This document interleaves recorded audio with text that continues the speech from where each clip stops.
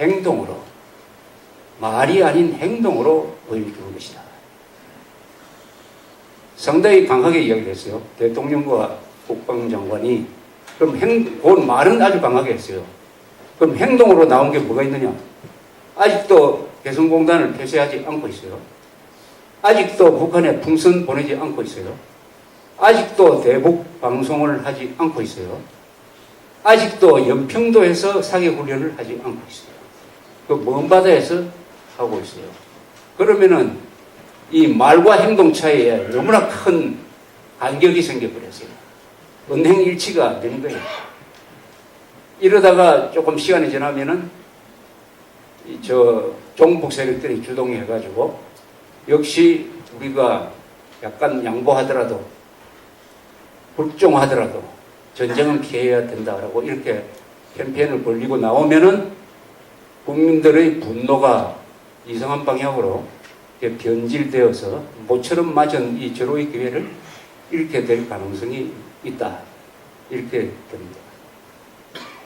이명박 대통령이 지난 월요일에 일주일 전에 이 한 담화는 그 담화는 그렇게 해서는 될 담화가 아니죠. 오랜만에 나왔는데 그 사건 나고 나서 며칠 동안 보이지 않다가 국민들 앞에 나왔으면은 국민들한테 할 이야기와 더불어 이번 사건의 이 가해자인 김정일이한테 뭔가 요구를 해야죠. 우리가 교통사고가 나도 피해를 당하면은 얼마 배상을 해달라는 청구서를 날려야 되는 거 아닙니까? 김정일이한테 왜 정색으로 구체적인 요구를 하지 않습니까? 이렇게 요구를 해야 되는 거 아닙니까? 책임자 문책을 하고 손해배상이 지금 몇천억이 났으니까 여기에 대한 배상을 하고 재발 방지 대책을 강구를 하라. 12월 12일까지 그렇게 하지 않으면 12월 10일 이후부터는 대한민국이 정당방위 차원에서 공격권을 행사하겠다. 이렇게 이야기하면 어떻습니까? 그 정도로 이야기돼야 되는 거 아닙니까? 그런데 왜 구체적으로 이야기하지 않느냐 이게. 구체적으로 뭘 남북관계가 그동안에 수많은 대화가 있었지 않습니까? 대화 채널이 있지 않습니까? 이럴 때 그 대화 채널을 써먹어가지고 잘 정리된 문서 하나를 절로 날리는 거예요. 그 다음에 이것을 듣지 않으면은 그 뒤로는 우리가 공격권이 있다. 우리가 한 대 얻어맞았는데 때리려고 하다 보니까 시간이 지났다. 그러나 마지막 한 번 더 기회를 준다. 12월 12일까지 요거 이행하지 않으면 그 이후로는 우리가 언제라도 때릴 수 있다. 이렇게 이야기를 해야 됩니다. 그게 논리적으로 맞지 않습니까? 국가는 원래 그런 식으로 해야지. 애매모호하게 나와서 통탄만 하고 안타깝다만 하고 이렇게 이야기해서는 되지 않을 것이다. 그래서 지금 아주 중요한 시기에 와 있어요. 문제는 이 중요한 위기이기도 하고 기회인 이것을 또 다른 하나의 사건으로 무산시켜 버릴 것이냐 하는 것입니다. 이번 일을 당하고 나서 오히려 국민들이 더 심각하게 반성을 하고 있는 것 같습니다. 국민들이. 그래서 둘러보니까 지난 한 20년 동안의 한국 사회에서 이루어진 좌경화가 군대, 공무원, 대통령 그리고 우리의 삶, 정치판까지 얼마나 내부적으로 오염을 시키고 정신을 망가뜨리고 혼을 뺐느냐 하는 것을 비로소 우리가 실감을 하고 있는 것입니다. 실감을 하고 있어요. 그래서 하나하나 짚어보니까 이게 한두 가지가 아닙니다. 한두 가지. 군대는 아저씨 군대가 되고 군인은 폭격 명령이라는 말이 입에서 떨어지지가 않고 훈련도 북한 눈치 보면서 마음대로 못하고 대통령은 얻어맞으면서 화를 내지 않고 이런 상황뿐만 아니라 우리 한국 사람들 사이에서 전쟁 공포증이 의외로 많고 아들이 혹시 전쟁이 났을 때 다치지 않을까 걱정해서 계속 핸드폰으로 통화하는 사람도 있고 이런 등등, 그리고 우리 야당이 지금 하고 있는 모습, 그 다음에 여당의 무기력한 모습, 그리고 이 계속 되풀이되고 있는 전사자의 그 울부짖는 모습, 부모들의 항의하는 모습을 텔레비전에서 계속 보여주고 있다. 요새 텔레비전에 마이크를 딱 갖다 대면 이러면 전쟁 나면 어떻게 합니까? 우리 아들이 군대가 있는데 전쟁 안 나야죠. 이런 것을 보여줍니다. 이거는 정상적인 국가에서는 이런 거 보여주지 않아요. 이것은 언론 자유를 제한하는 것이 아니고 언론사에서 자발적으로 이런 반전 코멘트는 보여주지가 않습니다. 이스라엘의 경우에는 군인이 죽은 시신 사진 보여주지 않습니다. 그리고 가족들이 우는 사진 보여주지 않습니다. 왜냐? 그런 것을 보여줘가지고 득되는 게 뭡니까? 전쟁하지 말자는 분위기. 그래서 다 자율적으로, 언론이 자율적으로 그 문제를 이렇게 덮고 넘어가는 것인데, 우리는 지금 이 기자들이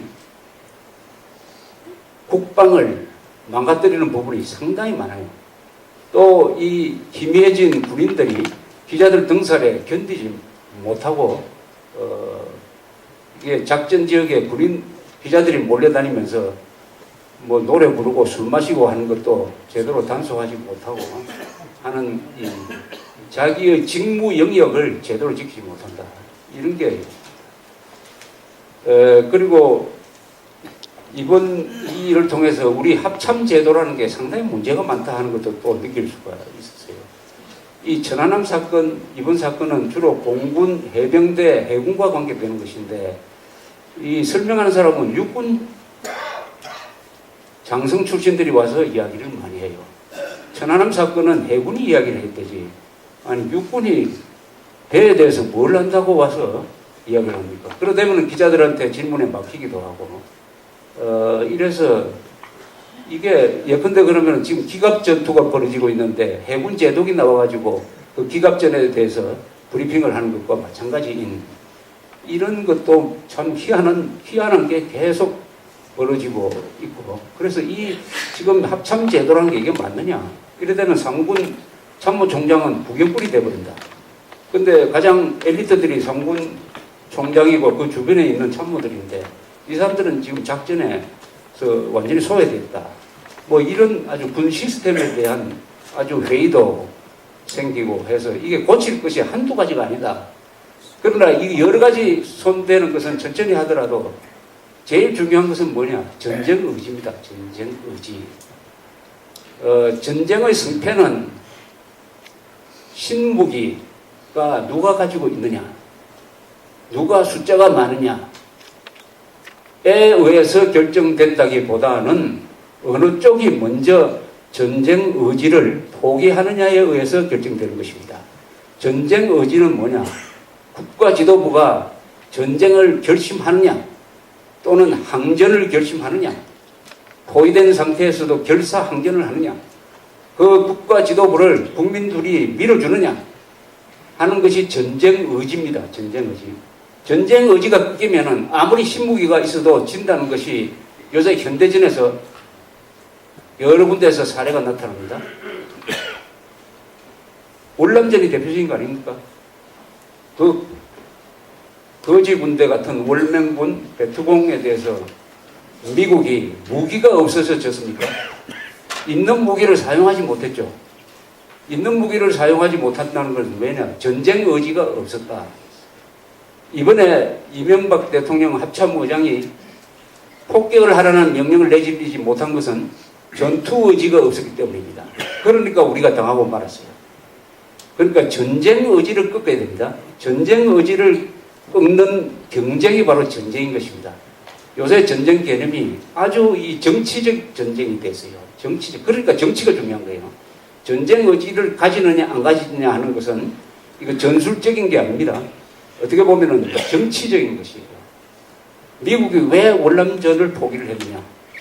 핵무기도 사용하지 않고 자기가 가지고 있는 재래식 무기도 다 사용해보지도 못하고 왜 손을 들고 말았느냐? 국가 지도부의 전쟁 의지가 약했다. 그 다음에 국민들이 반전운동이 일어나는 바람에 국가의 전쟁 의지를 뒷받침해 주는 것이 아니라 그것을 약화시키는 쪽으로 가버렸다. 그리고 국가 안에 여러 가지로 여야가 국론 통합을 하지 못했다. 이 상황이 한국에서 지금 그대로 재현되고 있다. 전쟁 의지의 문제다. 그러니까 핵심은 전쟁 의지. 대통령, 합참의장, 국방장관, 군인들이 전쟁 의지를 갖느냐 안 갖느냐. 그 다음 그것을 뒷받침하는 여당의 리더십이 존재하느냐. 그 다음에 국민들이 있느냐. 전쟁을 감수하고라도 전쟁의 위험을 감수하고라도 이번 기회에 북한 정권을 혼을 내겠다고 하는 이런 분노가 있느냐 하는 여기에서 정치판에서 이 승패가 결정되는 것입니다. 그 다음에 전선에서 결정이 되게 되어 있습니다.